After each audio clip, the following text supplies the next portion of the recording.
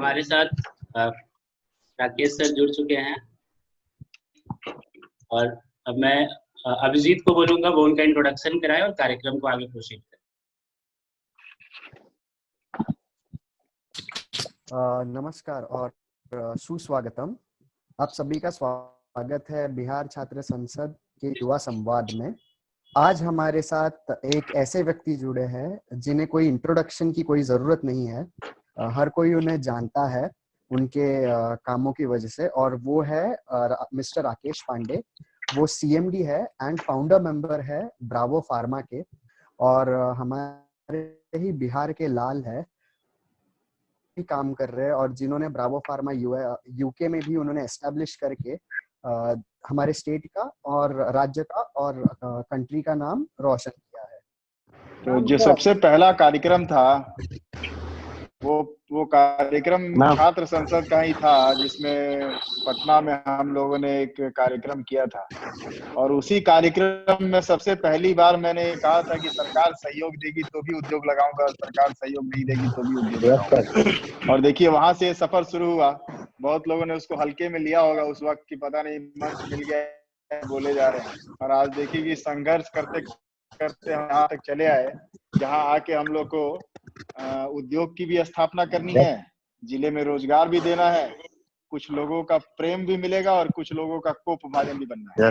लेकिन क्या है कि युवाओं को कहीं ना कहीं आप मेरा जो मानना है शुरू से, चूंकि मैं अब अपने आप को तो युवा नहीं मानता हूँ, मैं थोड़ा सा 45 साल का युवा सिर्फ राहुल गांधी ही हो सकते हैं, तो मैं तो नहीं मानता अपने आप।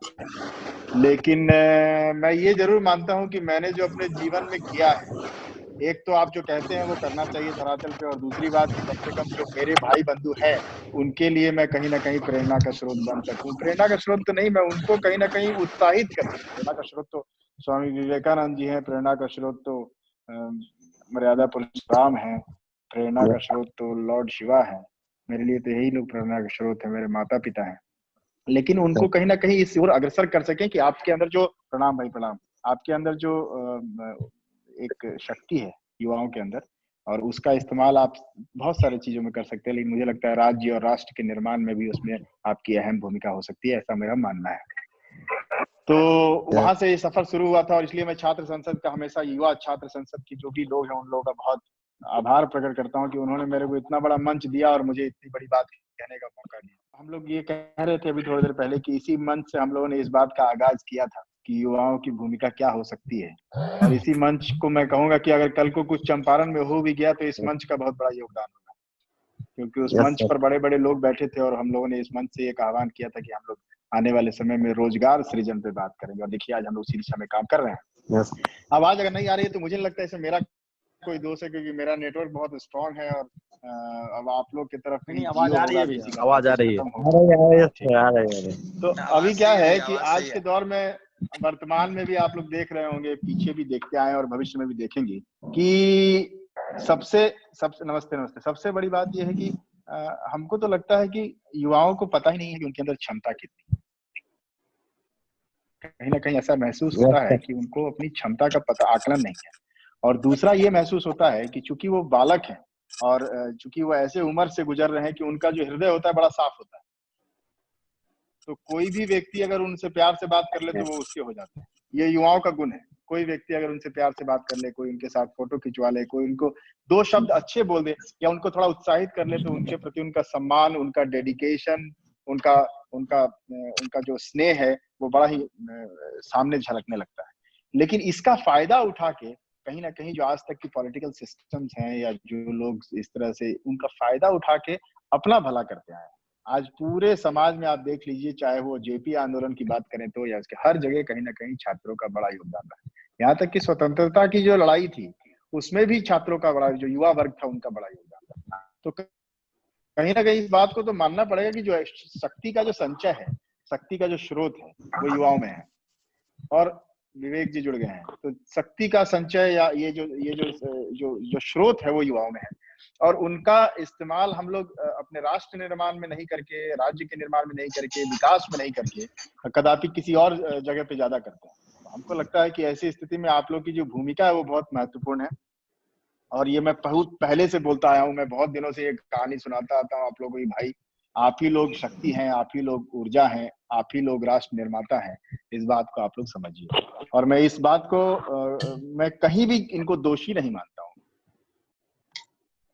कि आज में वो युवा क्राइम की तरफ भी अग्रसर हो गया है, तो मैं उसको दोषी नहीं मानूंगा। कहीं ना कहीं उसमें उस समाज का बहुत बड़ा योगदान है उसको क्रिमिनल बनाने में। कहीं ना कहीं जो हमारे जैसे बुजुर्ग हैं उनका बहुत बड़ा योगदान है उसको क्रिमिनल बनाने में। कहीं ना कहीं उन नेताओं का जो अपनी स्पर्धा को या अपनी पिप्सा को शांत करने के लिए उसको क्रिमिनल बनाते हैं। तो मुझे ये लगता है कि वो युवा जो है वो कहीं ना कहीं इस्तेमाल होता है, उसकी ऊर्जा का कहीं ना कहीं इस्तेमाल होता है। किसके लिए होता है?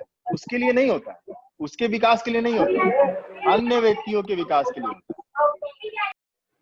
अन्य व्यक्ति अपनी स्पर्धा के लिए, अपनी पिप्सा को शांत करने के लिए, अपने उद्देश्यों के लिए, अपनी महत्वाकांक्षा के लिए युवा शक्ति का उपयोग करते हैं, दुरुपयोग करते हैं। इस बात को समझने की जरूरत है। मुझे मालूम है कि आज एक युवा झंडा उठा के आपके खिलाफ आवाज उठा सकता है, समस्याओं पर प्रश्न उठा सकता है, समाज में जो समस्या व्याप्त है उस पर प्रश्न उठा सकता है, लेकिन वही युवा तुरंत अगले पल में अगर उससे कोई मीठे वाणी से बात कर ले, उसको समझा दे, तो वो शांत हो जाता है। वही युवा एक क्रिमिनल बन जाता है और वही युवा एक आईएएस बनता है। कोई अलग से तो कोई आता नहीं है। उसी बिहार, उसी चंपारण, उसी राष्ट्र के लोग, कुछ युवा जो हैं वो सकारात्मक कार्यों में अपनी ऊर्जा लगाते हैं और कुछ लोग नकारात्मक कार्यों में लगाते हैं। तो मुझे ये लगता है कि कहीं ना कहीं ये बात आपको समझने की जरूरत है। और जो युवा थोड़े से उन्होंने ज्ञान प्राप्त कर लिया है या समाज को देखा है, उनका भी दायित्व बनता है कि जो ऐसे युवा जो बिल्कुल अभी नए नए बच्चे हैं, 16 साल, 17 साल, 18 साल के, उनको ये बात समझाएं। और हम लोग का भी दायित्व है कि हम लोग भी ये बात समझाएं। क्योंकि आप एक बात समझिए कि आप कहीं ना कहीं एक युवा पीढ़ी अगर कहीं ना कहीं कुंठित हो जाती है या कुंठा में चली जाती है, तो उसके बाद की भी कई युवा पीढ़ी जो है वो कहीं ना कहीं वो कुंठा से होकर आगे बढ़ेगी। तो आपको कहीं ना कहीं किसी स्तर पर इसको सुधारना पड़ेगा। आज अरविंद कुमार गुंजन जी जुड़े हैं, तो आप सब लोग ये सोचिए कि देखिए होता क्या है, मैं ये भाषण दूंगा, आप भी आवाज उठाते हैं, बड़ी बुलंदी से आवाज उठाते हैं कि ये समाज में गलत हो रहा है, ये सही हो रहा है। कुछ दिनों बाद क्या होता है कि आपके सामने 5-6 तरह की समस्याएं हैं।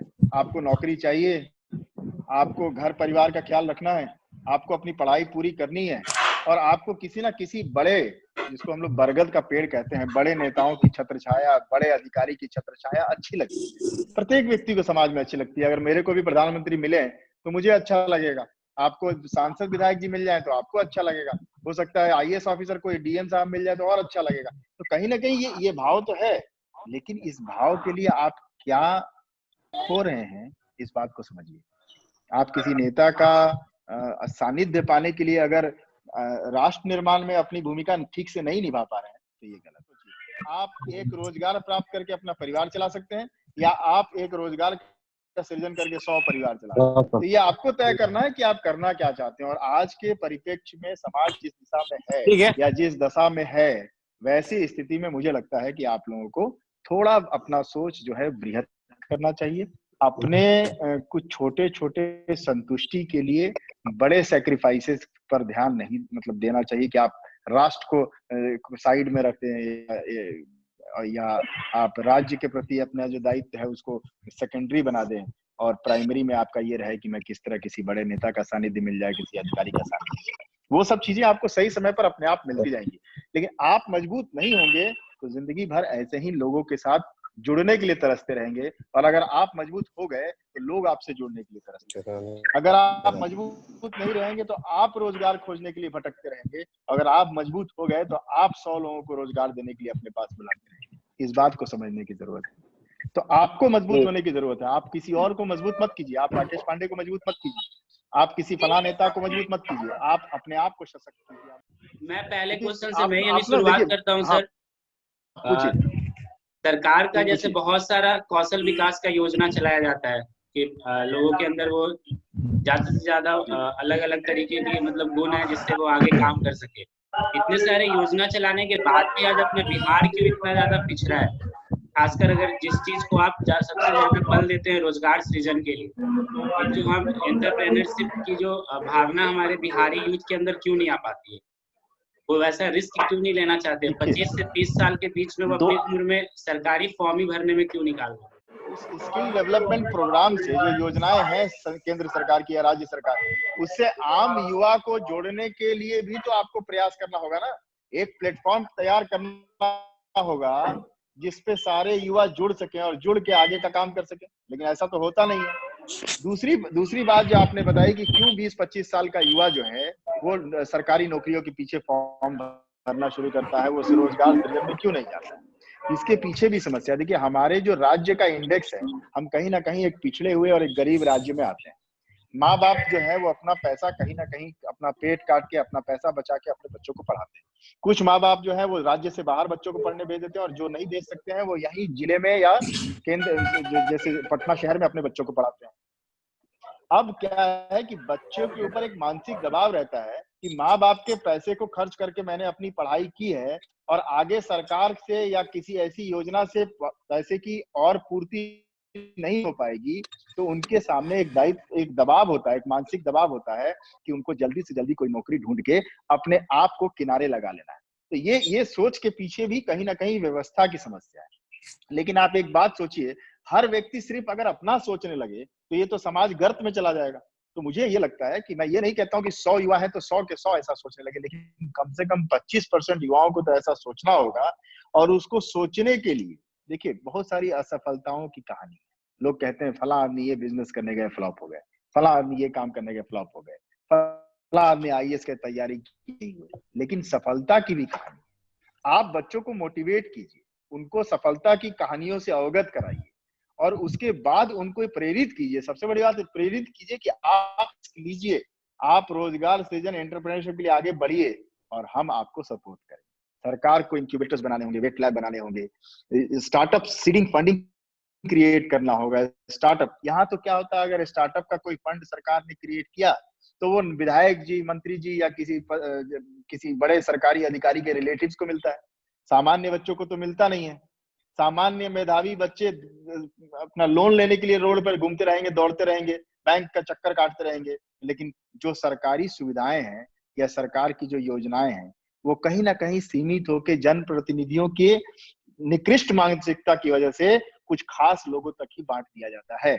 सारे जनसमूह को उसका लाभ या सभी युवाओं को उसका लाभ नहीं मिलता। तो इतनी सारे ड्रॉबैक के साथ कोई भी युवा क्या सोचेगा? वो सोचेगा कि जितनी जल्दी हो जाए, माँ बाप से मैंने पैसे लिए हैं, पढ़ाई की है, तो जितनी जल्दी हो जाए मैं पढ़ाई कर लूं, पढ़ाई पूरी करके मैं कहीं कोई नौकरी कर लूं तो अपने बाबूजी के सिर से बोझ खत्म हो जाएगा।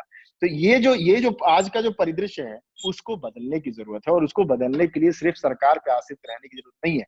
हम आप जैसे लोगों को भी आगे आना होगा, स्टार्टअप फंडिंग क्रिएट करना होगा, सीड फंडिंग क्रिएट करना होगा, स्टार्टअप इंक्यूबेटर्स क्रिएट करना होगा, स्टार्टअप के लिए लोगों को मंच देना होगा। तब जाके ये चीज होगी कि एक बच्चा ये सोचेगा कि ठीक है, आज मुझे पढ़ाई, मुझे स्वरोजगार या रोजगार सृजन का काम करना है। मुझे ये लगता है कि हम सभी लोगों का एक मिला जुला एक दायित्व बनता है कि हम लोग युवाओं को प्रेरित करें, और वो जिस मानसिक तनाव से गुजर रहे हैं उसको भी कम करने की चेष्टा करें। ऐसा नहीं है कि हर युवा बड़ी शांति से जिंदगी जी रहा है, भले वो दिखाने के लिए अपनी मोटरसाइकिल पर हवा खा रहा होगा, लेकिन वो मानसिक दबाव से गुजरता है। उसके माँ बाप उससे पूछते हैं, उसके आस पड़ोसी उससे सवाल करते हैं कि इस अमकी दाव ना भयला का तहर नौकरी कहिया हो जाए, नौकरी कबले ज्वाइन कर लेबा। ये मानसिक दबाव होता है समाज का, और इस मानसिक दबाव से उनको मुक्त करने के लिए हम जैसे लोगों को, आप जैसे लोगों को, आप जैसे जो संगठन है उनको आगे आना चाहिए, और सरकार के पैरेलल काम करना होगा। सरकार जो कर रही हो तो आप देख रहे हैं ना, सरकार में अब कोई योजना आएगी तो मंत्री जी या विधायक जी के रिलेटिव तक पहुंचा दी जाएगी, या उनके किसी खास 10 लोगों को दे दी जाएगी। तो ऐसे जनसमूह को लाभ कहाँ से मिलेगा? ऐसे सभी युवाओं को लाभ कहाँ से मिलेगा? तो ये हम लोगों का भी दायित्व बनता है कि हम लोग धीरे धीरे, देखिए रातों रात ये सिस्टम बदलेगा नहीं, कई सालों से जकड़ा हुआ सिस्टम, लेकिन धीरे धीरे युवाओं के अंदर मोटिवेशन लाए, उनको सफलता की कहानियां सुना के प्रेरित करें, उनको बताएं कि कैसे एक सामान्य व्यक्ति भी एक उद्यमी बन सकता है, कैसे एक रोजगार मांगने वाला रोजगार सृजन करके 100 लोगों को रोजगार दे सकता है। इन चीजों से उनको प्रेरित करने की जरूरत है। उनको आप प्रेरित करेंगे तब वो इस दिशा में काम करेंगे। वो समय याद आता है जब मेरे माँ बाप भी मुझे हर महीने फीस के पैसे देते थे, और एक सवाल रहता था कि कब तक पास हो जाएगी और कब तक नौकरी लग जाएगी। तो मैं आपके उस दौर को समझ रहा हूँ जिस दौर से आप गुजर रहे हैं, जब आप पटना में किराए का मकान लेके या छोटे से लॉज में 10 लड़कों के साथ रहते होंगे, और उसमें से 2 लड़कों की नौकरी हो जाती है और बाकी 8 लड़के नहीं नौकरी कर पाते होंगे, तो उनके ऊपर क्या गुजरती है, इस प्रश्न का जवाब मैं पूछ रहा हूँ, क्योंकि मैंने इन सब चीजों को अपने जीवन में झेला है, देखा है। और मुझे लगता है कि कहीं ना कहीं बड़े प्लेटफॉर्म की जरूरत है। सिर्फ सरकारी नौकरियों पर आश्रित रहने या सरकारी योजनाओं का लाभ लेने के चक्कर में नेताओं योजनाओं के चक्कर काटने से अच्छा है कि आप अपनी योजनाएं सरकार के साथ मिलकर काम करें, सरकार के बगैर काम करें, सरकार के पैरेलल काम करें, लेकिन अपनी योजनाओं से 100 लोगों का रोजगार सृजन करें और राष्ट्र निर्माण में अपनी भूमिका है। अब ये बात मैं आपके साथ जूम पे करके तो चला जाऊंगा, लेकिन मेरा ये मानना है कि आने वाले भविष्य में छात्र संसद के प्लेटफॉर्म के साथ मिलकर, मैंने पहले ही बोला था, हम लोग एक ऐसा स्टार्टअप का प्रोग्राम शुरू करें जिससे आने वाले 3-4 सालों में कम से कम कुछ युवाओं के अंदर मोटिवेशन आए, प्रेरणा आए और कुछ युवा सिर्फ रोजगार मांगने वाले नहीं बन के रोजगार सृजन कर सकें। और ये सतत प्रयास है, ये ऐसा नहीं है कि एक दिन हम लोग कह लेंगे, ये तो रोज आपके दिमाग में भरना पड़ेगा, मुझे रोज आपको मुझसे लड़ना पड़ेगा, रोज आपको ये बात बतानी पड़ेगी कि किस किस समस्या से आप जूझते हैं। मैं आपकी बहुत सारी समस्याओं को समझता हूँ। मैं समझता हूँ कि जब आपके पिताजी के द्वारा ड्राफ्ट आने में लेट होता होगा तो आपके मकान मालिक आपसे सवाल पूछते होंगे, आपका स्कूल का फीस जमा नहीं होता होगा तो आपके टीचर आपसे सवाल पूछते होंगे। मैं इस बात को समझता हूँ और ऐसे लोगों की संख्या बहुत बड़ी है, ऐसे लोगों की संख्या छोटी नहीं है, इस बात को समझिए आप, ऐसा नहीं है। लेकिन सरकारी योजनाओं का लाभ सिर्फ और सिर्फ उन गिने चुने लोगों को होता है जो सत्ता के नजदीक हैं या जिनका इस्तेमाल सत्ताधीश सत्ता में बने रहने के लिए करते हैं, उन्हीं लोगों को इसका लाभ भी पहुंचता है। सामान्य जनमानस को इसका लाभ नहीं पहुंचता। सामान्य युवक जो है भीड़ का हिस्सा बनके अपने जीवन में कहीं ना कहीं डिप्रेशन का शिकार होकर रह जाती है और अंत में तरह तरह के काम है। मैं तो कह रहा हूँ ना कि आज अगर क्रिमिनल भी अगर स्टूडेंट बनता है तो उसके पीछे स्टूडेंट का दोष नहीं है, युवा का दोष नहीं है, उसके पीछे हम जैसे समाज के जो सृजन करता है, जिन्होंने समाज को इस दिशा में पहुंचा दिया, इस दशा में पहुंचा दिया, वो जिम्मेवार है। मुझे कहानी एक कहावत याद आ रही है अटल बिहारी वाजपेयी का, अगर आपका इजाजत हो तो सुनाऊं। बोलिए बोलिए बोलिए। पूर्व प्रधानमंत्री आदरणीय अटल बिहारी वाजपेयी का कविता है कि हार नहीं मानूंगा, रार नहीं ठानूंगा, काल के कपाल पे लिखता मिटाता हूँ, गीत नया गाता हूँ, गीत नया गाता हूँ। बहुत इसी सुंदर, को प्रेरणा को लेकर हम सभी युवाओं को आगे बस बढ़ने की बस बस, आवश्यकता बहुत है। सुंदर, बहुत सुंदर, यही करना है। और अब थोड़ा सा भी कुछ लेके आना है धीरे धीरे, आप लोग भी थोड़ा साथ दीजिए, क्योंकि देखिए मैं तो इतना दूर रहता हूँ, सोशल मीडिया के माध्यम से वो जुड़ते हैं फिर बिखरते हैं, लेकिन इस जुड़ाव और बिखराव की प्रक्रिया को अनंत चालू रखना है। Sir good evening sir. Good evening भाई, गुड इवनिंग, बोलिए। सर मेरा नाम गौरव है। मैं एक pharmacy B pharm final year student हूँ। सर मेरा एक मैं बहुत दिनों से मैं अपना कई बार बिहार जो एंटरप्रेन्योर इंडस्ट्रीज एसोसिएशन का जो इंक्यूबेशन पीरियड होता है, इंक्यूबेशन सेंटर होता है, एग्जीबिशन होता है, उसमें कई बार हमने मैं एक फार्मेसी स्टूडेंट हूँ और इसके अकॉर्डिंग मैं कई बार जो ऑनलाइन फार्मेसी का जो ये ट्रेंड है उसके लिए मैंने कई बार वहाँ पर वो इंडस्ट्रीज एसोसिएशन में जो एग्जीबिशन हुआ वहाँ पर हम अपना एक प्रोजेक्ट लेके गए थे, फिर भी वो लोग हम लोगों को सपोर्ट नहीं करते हैं। एज ए स्टूडेंट के प्लान को वो सपोर्ट नहीं करते हैं। क्या है, जिंदगी फाइलों में शुरू होती है और फाइलों में खत्म हो जाती हो, वहाँ इतनी नई सोच को लेके आना और समझना बड़ा मुश्किल है भाई। अब मुझे क्या लगता है कि देखिए, मैं वादा तो नहीं करता हूँ, जो आप ई फार्मेसी की बात कर रहे हैं, ई फार्मेसी का जो कॉन्सेप्ट है, जिसको आप ऑनलाइन फार्मेसी कहते हैं, हमको लगता है आने वाला भविष्य वही है। और आपको अगर नहीं होगा तो आप मेरा ईमेल आईडी या कुछ ले लीजिएगा या कहीं से संपर्क सूत्र निकाल लीजिएगा, किसी के पास मिलेगा, आप मुझे वो प्रपोजल भेजिएगा। क्योंकि ये क्या है ना, जहाँ जिंदगी फाइल से शुरू होती हो, एक बड़ा बाबू आके फाइल पे बैठता हो और जिंदगी वहीं रिटायर कर जाता हो, उसको आप जाके जब नई आइडियाज बताएंगे ना, तो वो आइडिया का आकलन आपके उम्र के हिसाब से करता है। वो देखता है कि ये नया 16, 17, 18, 22 साल का छोकरा मेरे को समझा रहा है कि ई फार्मेसी, और इसमें उसका जो ईगो है, जो उसके अंदर जो द्वंद है, उसकी वजह से उन चीजों को वहीं नकार देता है। इस सब चीजों के लिए आप लोग के लिए हम लोग एक बड़ा स्टार्टअप प्लेटफॉर्म भी बनाएंगे। अभी तो मैं रोजगार पे थोड़ा काम कर रहा हूँ, लेकिन आने वाले समय में हम लोग स्टार्टअप बनाएंगे जिसमें आप जैसे लोग अपनी आइडियाज को लेके आए। और एक्चुअल में ये अच्छा आइडिया है, मतलब मैं आपको कोई खुश करने के लिए नहीं कह रहा हूँ, पूरी दुनिया इस आइडिया को इम्प्लीमेंट कर रही है, हम लोग खुद ई फार्मेसी में काम कर रहे हैं। लेकिन कोई क्या है ना कि जैसे आप दूध लेके किसी के पास जाएंगे तो वो ज्ञानी होगा तो उस दूध को फाड़ के खोआ बना देगा, अगर वो अज्ञानी होगा तो दूध को आलसी होगा तो दूध को पी जाएगा। तो समस्या ये है कि आप किसके पास जा रहे हैं, ये समझने की जरूरत है। जी सर, हम कई बार 2 बार अप्रोच किए हैं वहाँ गांधी मैदान कोई में, बात नहीं, मैंने कहा ना, जिनकी जिंदगी फाइलों से शुरू होकर फाइलों में खत्म हो जाती है, उनके पास नई सोच का कोई अंदाजा ही नहीं है। आप किसी से मेरा संपर्क सूत्र लीजिए, आप मुझे आइडिया भेजिए। वैसे भी हम लोग बिहार में फार्मेसी लॉन्च करेंगे, जब हम लोग फैक्ट्री चालू हो जाएगी तो फार्मेसी भी चालू करेंगे। जी सर। आप जरूर भेजिए मेरे को डिटेल्स, क्या प्लान है आपका, भेजिए। सर मैं Thank you, sir. रमेश बोल रहा हूँ पटना से। बोलिए मेरा रमेश। एक सवाल था सर। प्रणाम भाई, बोलिए रमेश जी। जी सर, मेरा एक सवाल था कि जैसे अभी पूरा दुनिया में महामारी फैला कोरोना, तो मतलब जो बिहार एक ऐसा राज्य है जो अब थोड़ा पिछड़ा हुआ है, तो यहाँ के जो छोटे बिजनेस मॉड्यूल वाले लोग हैं जो छोटे छोटे बिजनेस करते हैं, तो वो थोड़ा मतलब इसमें कोलैप्स कर गए, बर्बाद जैसे हो गए। तो वो अपने बिजनेस को अब आगे बढ़ाने के लिए थोड़ा सा उनके अंदर डर का माहौल है कि वो मतलब अब हम आगे लगाएंगे तो फिर ऐसा कुछ होता है तो हम लोग नुकसान में जा सकते हैं। सरकार द्वारा बहुत सारी योजनाएं आई हैं, पर वो मतलब लोकल लोगों तक पहुंचते वो मतलब अगर 1 लाख का सरकार के द्वारा मदद है तो वो पहुंचते 10,000 20,000 तक रह जाती है। तो आज के डेट में इस डर के माहौल को मिटाने के लिए जो छोटे बिजनेस वाले लोग हैं वो किस तरह से इससे बाहर निकल कर आगे बढ़ सकते हैं? देखिए इसमें ना मैं आपको एक बात बताऊं, ये जो समस्या है, तो एक चीज जिंदगी में हमेशा बांध के रखिएगा कि कई बार जो समस्याएं होती हैं, कई बार जो चैलेंजेस होते हैं ना, वो आपके लिए नया रास्ता लेके आते हैं। अब आप बिलीव नहीं करेंगे, मैं आप लोगों से ऐसे ही साझा कर रहा हूँ ये बात समझाने के लिए। जब कोरोना आया, 7 तारीख की बात है, 7 मार्च की बात है, जब लंदन में बात हुआ कि नहीं धीरे धीरे कोरोना फैल रहा है, तो उस वक्त काफी लोग परेशान हो गए, हम लोग भी परेशान हो गए, क्योंकि हम लोग का भी जो एक्सपोर्ट इम्पोर्ट है वो सब धीरे धीरे रुकने लगा। लेकिन उसी दौरान आप बिलीव नहीं करेंगे, पिछले 3 महीने में कम से कम 200 करोड़ का धंधा मैंने किया।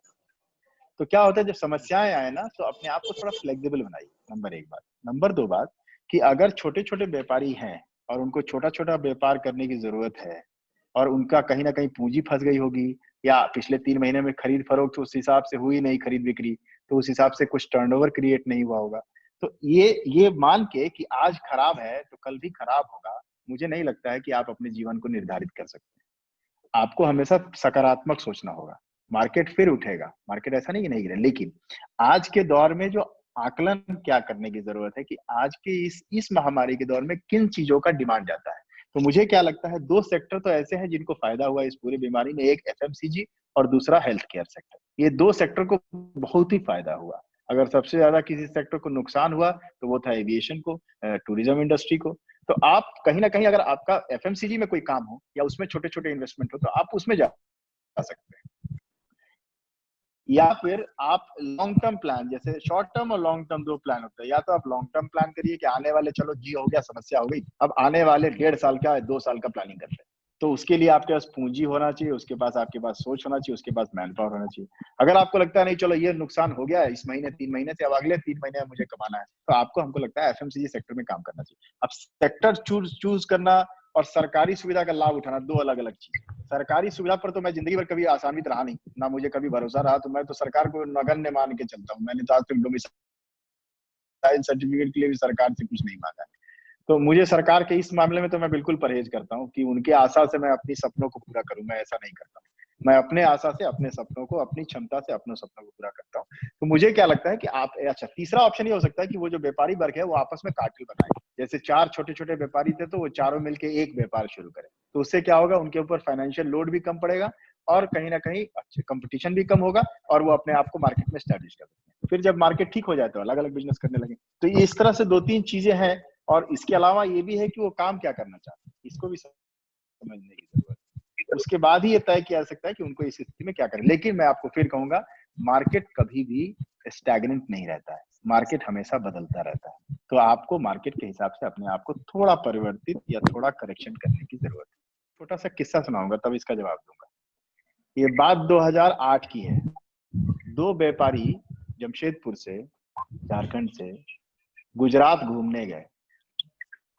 तो वहां गए तो उन्होंने देखा कि बहुत ही सरकार जो है बहुत सारा प्रमोशन कर रही है इंडस्ट्रियल डेवलपमेंट के लिए। उसमें मोदी जी वहां पे मुख्यमंत्री थे, जो अभी हमारे माननीय प्रधानमंत्री है वो मुख्यमंत्री थे। तो वो गए वहां, इंडस्ट्री डिपार्टमेंट में गए, वहां भी सिस्टम लिखा था सिंगल विंडो सिस्टम, मतलब एकल विंडो का कार्यक्रम है। आप एक ही जगह से, आपको सरकार सारी सुविधाएं देगी, सारी जानकारी देगी और आप अपना उद्योग स्थापित कर सकते। वो और उन्होंने एक जगह पसंद की और बात चला कि, तो उन्होंने कहा ठीक है हम छोटा सा स्टील पैलेट बनाने का प्लांट लगाएंगे। तो सरकारी अफसर ने उनको जमीन भी दिखा दी और उसके बाद उनको कहा कि ठीक है कब से आप लगाएंगे। तो उन्होंने कहा जी हम जब हमारा समय आएगा हम कोई 6-7 महीने में इस पे काम शुरू करेंगे। तब तक आप हमारा लैंड का सर्वे करा दीजिए, हमको सूचना दे दीजिए और हमारे यहाँ बिजली की व्यवस्था करा दीजिए, तब हम बीएस पे काम करेंगे। वो दोनों आदमी ये बात कह के गुजरात से वापस जमशेदपुर चले आए। 6 महीना गुजर गया, गुजरात से एक व्यक्ति 6 महीने बाद उनके पास आया, वो लोग भूल चुके थे इस बात को। 6 महीने बाद एक अधिकारी, असिस्टेंट मैनेजर रैंक के अधिकारी आए और उन्होंने कहा कि देखिए ये रहा आपका बिजली का कनेक्शन और ये रहा आपके लैंड का सर्वे, अब आप अपना उद्योग बिठा सकते हैं। कहने का मतलब ये है कि जो तत्परता और जितनी जागरूकता एक इंडस्ट्री को एस्टैब्लिश करने के लिए एक विभाग के पास होनी चाहिए, वो कहीं ना कहीं हमारे यहाँ नहीं है। दूसरा क्या है कि आप उद्योग लगाने आते हैं तो कभी भी देखिए, अमेरिका गवर्नमेंट भी कहती है कि अगर आप हमारे यहाँ इन्वेस्टमेंट करते हैं तो हम आपको ये सुविधा देंगे, और वो आपको ढूंढते हैं। बिहार में आप जब इन्वेस्टमेंट करने आते हैं तो लोग आपको ढूंढते नहीं है इसलिए कि आप उद्योग लगाएं, लोग आपको इसलिए ढूंढते हैं कि लगता है बहुत मोटा पार्टी आया है, कुछ कमीशन मिल जाएगा। और ये सिर्फ सरकारी उद्योग के लोग नहीं करते हैं, जो सरकारी उद्योग विभाग है उसके लोग ऐसा नहीं करते। इसके अलावा जितने भी छोटे मोटे जो क्रिमिनल्स होते हैं, जो बदमाश होते हैं, जो व्यापारी नेता होते हैं, जो जमीन के भू माफिया होते हैं, वो सब आपके पीछे। गांव में एक कहावत है, मट्टा सुने हैं? मट्टा होता है, चींटी से बड़ा होता है, तो सब मट्टा की तरह झुक जाते हैं आपके पीछे। झुकना सब सुने, झुक गलो, मट्टा झुकला, चिपक जाते हैं, चूसने लगते हैं। उनको इस बात की खुशी नहीं होती है कि आपके क्षेत्र में कोई आके इन्वेस्टमेंट कर रहा है तो उसको किस तरह से प्रमोट करें, उसको किस तरह से सुविधाओं से सरकारी सुविधा दें, उसको कैसे रेड कारपेट वेलकम करें कि वो व्यक्ति अपने जेब का पैसा आपके राज्य में और आपके राज्य में रोजगार और विकास करे। उनको चिंता इस बात की होती है कि यार इंडस्ट्री लगाने ये आदमी आया है तो क्यों नहीं अपने लिए बोलेरो खरीदवा लिया जाए, अपने लिए मोटरसाइकिल खरीदवा लिया जाए, अपने लिए कुछ अपना काम करा लिया। तो मतलब आप समाज के लिए, उसी तरह से विभाग की जो समस्या है कि सिंगल विंडो कहने के लिए है, लेकिन जैसे बाकी जगह इन्वेस्टमेंट होती है तो जब इन्वेस्टर जाता है तो बैंकिंग से लेकर टैक्स डिपार्टमेंट से लेकर कस्टम से लेकर सब्सिडी से लेकर हर चीज एक जगह आपको जाना है, अपनी एप्लीकेशन जमा करनी है, और हर चीज सरकार एकदम वॉर फुट पे काम करके युद्ध स्तर पे आपके लिए काम करती है और आपको एकदम प्लेट सजा के देती है कि ये रहे आप इन्वेस्टर, ये रहा आपका तैयार हो गया सामान, आप पैसे लगाइए, उद्योग लगाइए। लेकिन हमारे यहाँ ऐसा नहीं है। हमारे यहाँ आपके ऊपर लोग ऐसा व्यवहार करते हैं कि आप पे एहसान कर रहे हैं, आप बहुत पैसा लेके आए हैं, हम आप पे एहसान कर रहे हैं, हम आपकी इंडस्ट्री बैठा देंगे। तो ये जो सोच है ना, ये सोच एक निचले स्तर से लेकर उद्योग मंत्री तक के पास अगर बदल जाए तो बहुत अच्छा हो जाएगा। और यही सोच मिसिंग है बिहार में। बाकी तो कुछ प्रॉब्लम नहीं है, बाकी तो सब लोग हैं, लेकिन ये सोच मिसिंग है। उनको इस बात की चिंता है कि आज के दौर में ये व्यापारी अगर यहाँ व्यापार करने आए तो इसे कितना लूट लिया जाए। तो ये सब जो समस्याएं है ना, ये ज्यादा कठिन दौर से व्यक्ति गुजरता है। और इसमें यही वजह है कि कोई भी इन्वेस्टर यहाँ आना नहीं। आप ही बताइए ना, आपके जेब में रखा हुआ पैसा आप जाके आपको मैं बोलूं कि अंडमान निकोबार में पटक के आ जाइए तो आप रखेंगे? आप 10 बार सोचेंगे ना कि इस पैट्री की क्या गारंटी है, क्या सुरक्षा है, क्या हम सरकार हमको दे रही है। ये तो हम जैसे लोग हैं जो लंदन का सुख सुविधा छोड़ के बिहार में इंडस्ट्री लगाने के लिए 2017 से मेहनत कर रहा है। भगवान की कृपा हुई तो अगले साल चालू भी हो जाए, अगर कोरोना और बाढ़ दोबारा नहीं आए तो कहने का मतलब ये कि किसके लिए कर रहे हैं? जो आदमी सारी सुख सुविधा पाके वैसे जगह पे जा रहा है जहाँ चंपारण में कोई सुख सुविधा नहीं है, बिहार में कोई सुख सुविधा नहीं है, क्यों जा रहा है? क्योंकि किसी एक व्यक्ति को बिल्ली के गले में घंटी बांधनी पड़ेगी ना, किसी एक व्यक्ति को तो आगे आना पड़ेगा ना। हेलो, एक सवाल लगता है कि ये जो मानसिकता है वो बदलनी होगी। वायोम कुमार जी का, वो पूछ रहे हैं कि बिहार में आजकल किस तरह की इंडस्ट्री को हम ज्यादा प्रेफर कर सकते हैं, और क्या देखिए मुझे क्या लगता है बिहार में, प्रश्न हो गया आपका?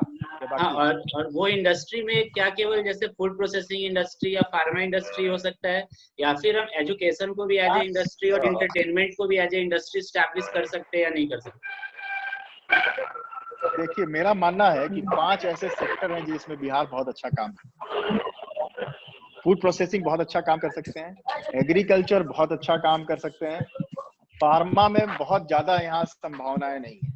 फार्मा में इसलिए संभावनाएं नहीं है कि यहाँ का जो ब्रांडिंग है ना बिहार की, उस ब्रांडिंग को और बढ़ाना पड़ेगा, तब जाके बद्दी की तरह ये जगह बनेगी, और इसमें सरकार को आना पड़ेगा। अब आपने जो 2 सवाल किया ना कि इंटरटेनमेंट और एक और आपका था एजुकेशन। देखिए हम लोग एजुकेशन तो पटना शुरू से एजुकेशन का हब रहा है, सिर्फ ये है कि अब वो चीजें बदल गई और लोग कोटा, बैंगलोर और हैदराबाद जाने लगे। अगर सरकार बेसिक चीजों पर जरा ध्यान दे तो हमको लगता है कि आने वाले समय में हम लोग यहाँ एजुकेशन का हब बना सकते हैं। इंटरटेनमेंट के लिए तो बहुत समय लगेगा, सरकार को अपनी पॉलिसीज चेंज करनी होगी। अब आप ये सोचिए ना कि पिछले 30 सालों में पहली बार बिहार में एक इंडस्ट्रियल पॉलिसी आई है, वो भी आज से 2 दिन पहले सरकार ने उसको ठीक किया है, जिसमें वो कहते हैं कि फला सेक्टर में भी हम लोग रोजगार देंगे, बाहर की कोई फैक्ट्री अगर बिहार आके लगाती है तो उसको ये फायदा देंगे और आपको 20% प्रवासी लोगों को रखना होगा। ये 30 साल के बाद पहली दफा आया है, ये पहले नहीं आ सकता, बिल्कुल आ सकता। मैं आपको एक बात बताऊं कि छात्र संसद का पहला कार्यक्रम हुआ, उसका आउटकम ये है कि मैं चंपारण में उद्योग लगा रहा हूँ, और ये पहला कार्यक्रम 2018 में हुआ था। तो 2019 में जो स्वराज से स्वतंत्रता से स्वराज का जो कार्यक्रम हुआ बंबई में, उसका रिजल्ट आने में तो थोड़ा समय लगेगा ना। आप लोग तो 5 साल तक नेताजी लोग का पीछे पीछे घूमते हैं तो सवाल नहीं पूछते हैं, और हम लोग 1 साल में ही हम लोग से सवाल पूछ लेते हैं कि उसका आउटकम क्या हुआ। आउटकम कोई मकई का भूजा तो है नहीं कि गोंसारी में डाल दिया जाए और उसके बाद मकई का लावा निकाल काम करना पड़ता है कि आत्मनिर्भर किस तरीके से ये बन सकते हैं, और जो 85% लोग जो ज्यादा पॉपुलेशन है वो किस तरीके से अपने गरीबी से लड़के आगे जा सकते हैं, क्या उसके लिए उनका स्ट्रैटेजी होना चाहिए, क्या प्लान होना चाहिए? देखिए ऐसा है, पहली बात यह है कि गरीबी कोई आदमी तो है नहीं कि उसको उठा के पटक दिया जाए। गरीबी से लड़ने के लिए 2 फैक्टर है, दो कारक है, एक तो 3 कारक है। एक कारक यह है कि जो व्यक्ति समाज में सशक्त हो गया है वो गरीब व्यक्तियों के उत्थान में अपना सहयोग दे, ये पहला कारण है। दूसरा, जो व्यक्ति अपने आप को कहता है कि मैं गरीब हूँ, वो एक्चुअल में गरीब है नहीं। उसको मानसिक रूप से इतना मजबूत होने की जरूरत है कि उसको ये सोचने की जरूरत है कि उसको भी उस 15% को 20% में बदलना है, 85% को 80% में बदलना है। और तीसरी जो चीज है वो है कि सरकार जो अपनी योजनाएं गरीब व्यक्तियों के लिए लाती है, उन योजनाओं को सत्ता में बैठे हुए जनप्रतिनिधियों के चुंगल से मुक्त करके गरीब व्यक्ति तक पहुंचाने के लिए युवाओं को आवाज उठाना पड़ेगा। ये भाई भतीजावाद से कहानी नहीं चलने वाली है कि नेताजी के करीबी हवन तो उनका 3 पहिया साइकिल मिल जाएगी गरीब बड़न, नेताजी के करीबी नहीं है तो उनको 3 पहिया साइकिल नहीं मिलेगा, उनको लाभ नहीं मिलेगा।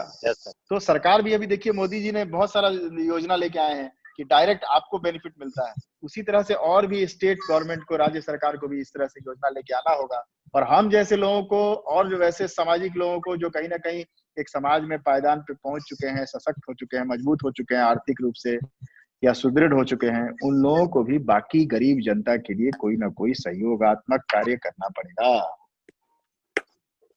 और सर एक सवाल आ रहा था, वो बुद्धिज्म को लेके पूछ रहे हैं कि किस तरीके से। हेलो भैया, मेरा एक सवाल है आपसे। बोलिए। जी भैया, मेरा नाम उज्जवल कुमार है। बोलिए उज्जवल जी। जी, जैसे एक्टर सुशांत कुमार सिंह जो हमारे बिहार के ही थे, उनका जो सुसाइड निधन हुआ है सुसाइड के थ्रू, तो उससे हम छात्रों को क्या सीख लेना चाहिए? देखिए 2 चीजें हैं। अब उनका जो मर्डर है और सुसाइड है वो 2 चीजें हैं, उसमें तो बड़ा ही विरोधाभास है। लेकिन वो घटना अब दुर्घटना है और वो तो एक अलग विषय है। अब आप जो कह रहे हैं कि उस घटना से शिक्षा क्या लेनी चाहिए, देखिए भाई एक बात तो कि शिक्षा 2 जरूर लीजिएगा। एक, अगर तकलीफ है तो आवाज जरूर उठाइएगा। दूसरा, तकलीफ है तो मुंह मोड़ के भागने की जरूरत नहीं है, संघर्ष करने की जरूरत है। क्योंकि आवाज नहीं उठाइएगा तो आप अपना तो बुरा करेंगे ही, आने वाले पीढ़ी का भी बुरा कर रहे हैं। जी भैया। और अगर आप संघर्ष नहीं करेंगे और किसी वजह से आप इस समाज को या इस संसार को छोड़ देते हैं दबाव में आके, मानसिक दबाव में, तो मुझे लगता है कि आप अपना बुरा कर रहे हैं, अपने परिवार का बुरा कर रहे हैं और अपनी आने वाली पीढ़ी का बुरा कर रहे हैं। तो इसलिए काम नहीं होना चाहिए। जी भैया। एक बात बताइए, हम लोग बचपन में एक कहानी सुने थे कि शिकारी आएगा, जाल बिछाएगा, डालना डालेगा, जाल में फंसना नहीं, कहानी सुनते हैं।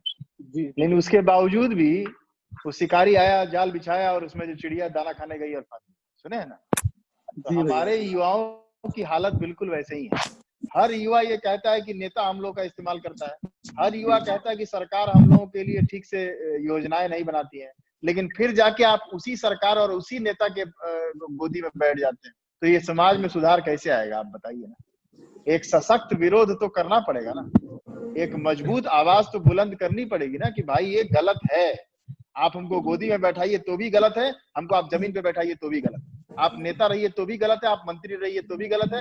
अगर गलत है तो गलत है। तो गलत को गलत जब तक आप लोग कहना नहीं शुरू करेंगे, आप कहते हैं कि सबसे ज्यादा युवाओं का देश है भारत, युवा सबसे ज्यादा संख्या में है, और शासन कौन करता है हम पे?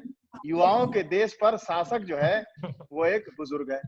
तो यार ये बुजुर्ग शासन करेगा युवाओं पे, आप झंडा ढोएंगे बुजुर्ग का, और अकर्मण्य बुजुर्ग आपके जीवन का कष्ट पैदा करते रहेंगे। तो मैं ये नहीं कहता हूं कि प्रत्येक बुजुर्ग खराब है, लेकिन मेरा ये कहना है कि बुजुर्ग लोगों को खुद ही सही समय पर युवाओं को कमान थमा देनी चाहिए, और कम से कम कमान नहीं थमा सकते हैं तो ऐसी योजनाएं लानी चाहिए जिससे कि धरातल पर युवाओं को व्यक्तिगत रूप से लाभ हो। और युवाओं के अंदर भी एक भाव होना चाहिए कि भाई हम किसी छोटे प्रलोभन के चक्कर में अपने आने वाली पीढ़ी और वर्तमान में अपने युवा साथियों का अन्याय नहीं करेंगे। लेकिन ऐसा तो होता नहीं है। आपको तो अगर नेताजी के साथ एक सेल्फी मिल जाए तो आप ये समझिए कि 15 दिन तक हम बहुत सारे युवा उनका गुणगान करते रहेंगे। भले वो चुनाव में वादा करके 5 साल गायब हो जाए, भले सरकारी अधिकारी के साथ एक तस्वीर मिल जाए तो सब लोग उसको अपने सेल्फी में लगा के रखेगा, भले वो सरकारी अधिकारी भ्रष्टाचार वाला हो। तो प्रॉब्लम तो ये है ना, या एक क्रिमिनल के साथ आप फोटो लगा लेंगे और पूरी दुनिया को डराएंगे, भले वो क्रिमिनल 10 आदमी का मर्डर हो। तो सबसे पहले अपना आदर्श तो सुनिश्चित करिए कि आपका आदर्श कौन है। राकेश भैया गुड इवनिंग, मैं रोशन बोल रहा हूँ मोतिहारी से। रोशन जी, सवाल था, अभी आप बोल रहे थे थोड़ा देर पहले कि आप लोग गवर्नमेंट पे भरोसा मत कीजिए, खुद के दम पे आगे बढ़ने की कोशिश कीजिए, और जॉब लेने से ज्यादा जॉब देने पे यकीन रखिए, नौकरी पैदा करने पे। बट होता क्या है कि हमारी एज देख के लोग हमें जजमेंट करते हैं, कोई हम पे तो इन्वेस्ट करना नहीं चाहता है, और हमारे पास उतना है नहीं कि हम किसी को जॉब दे पाए। तो बैंक में जाओ तो गारंटी देने के लिए नहीं है, और किसी दूसरे के पास पर्सनली जाते हैं हम तो वो क्या बोलते हैं, यार तुम्हारा एज ही कितना है, तुम तो अभी बच्चे हो। तो अगर लाइफ भर बच्चे रहे कब मिलेगा? फिर तो वही है कि पापा के एज में जाएंगे और दादा के एज में एक्सपायर कर जाएंगे, सबसे कभी मिले ही नहीं। सवाल तो अच्छा है बाबू। ऐसा है, जिस एज में अभिमन्यु शहीद हुए थे, शहादत हुए थे जिस एज में, उस एज के कितने लोग थे महाभारत के युद्ध में? सर सब कोई नहीं था, सब लोग बड़े थे। तो उम्र से तय नहीं होती है योग्यता। उम्र से अगर योग्यता तय होती और पैसे से अगर योग्यता तय होती तो अंबानी का बेटा आज कोविड-19 का रैपिड टेस्ट बना रहा होगा। तो ऐसा नहीं होता है बाबू। ये बात, लेकिन हाँ ये बात भी सही है कि मिडिल क्लास वाले को साथ समस्या ये है कि उनसे लोग सवाल पूछते हैं कि भाई तुम्हारा उम्र क्या है, बैंक में जाइए तो लोन के लिए पूछते हैं। ये वाकई सरकार की कहीं ना कहीं आप असफलता मानेंगे। लेकिन मुझे क्या लगता है कि जब आप एक रास्ते पे बढ़िएगा ना, हमको थोड़ी पता था, हम थोड़ी घर से सामान बोरिया लेके निकले थे तो पता चला था लंदन में जाके हमारा घर। बिल्कुल सर। आप जब सतत प्रयास करते हैं तो रास्ता बनते जाता है। इस बार हम थोड़ी यहाँ से चले थे, हमारे माई कलर ली चूड़ा लेके जा, यहाँ से लाई लेके चल जा लंदन हुआ था बाबू। तो हम लोग को क्या है कि पहले छोटे छोटे कदम बढ़ाना शुरू करना। सबसे बड़ा जो चीज है कि इस दुनिया में एक लॉ ऑफ अट्रैक्शन होता है, जिसको शाहरुख खान एक जमाने में, वैसे तो हम शाहरुख खान के विरोधी हैं, लेकिन हम आपको कह दें कि शाहरुख खान एक जमाने में पिक्चर कहते थे। नहीं, हम वाकई विरोधी हैं उनके, हम उनको नहीं मानते हैं। आप कभी उनको दुबई में सामने से देखेंगे तो आप लोग भी मानना छोड़ देंगे। बहुत चुपटा हुआ आम जैसा शकल है उनका, खाली जवान दिखे था इंजेक्शन लगाते हैं। हाँ, तो उनका क्या है कि एक डायलॉग था कि किसी चीज को शिद्दत से अगर चाहो तो कायनात भी उसको मिलाने का प्रयास करने लगती है। बिल्कुल। तो शिद्दत से मतलब ये लॉ ऑफ अट्रैक्शन है, ये डायलॉग नहीं है, लॉ ऑफ अट्रैक्शन है। आप जिस चीज को जितनी मोहब्बत से चाहेंगे ना, जितनी श्रद्धा से चाहेंगे ना, वो चीज भी आपको उतनी ही श्रद्धा से मिल जाएगी।